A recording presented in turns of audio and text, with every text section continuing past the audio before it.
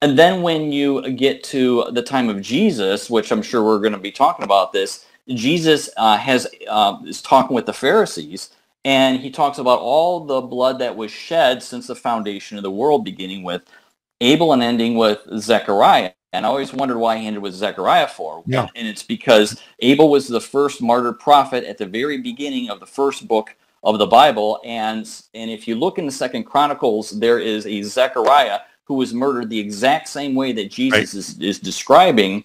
Right. And it's in Second Chronicles. And then even when you get into the early church age, when you get to the 2nd century, there's a writing called Batra 14b. And it eventually made it later into the Talmud, but the Batra was written in the 2nd century. Mm-hmm. And it begins with the 5 books of Moses in part A, and then in part B, it begins with Joshua, which succeeded Moses, which is the first book of the prophets, and it ends with 2nd Chronicles.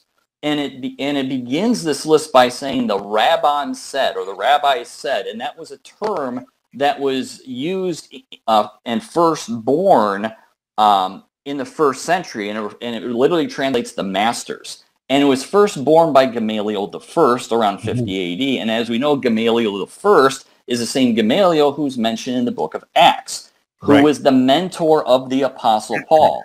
Mm-hmm. The reason this is significant is because both Gamaliel and the Apostle Paul were from the Pharisaic school of Hillel.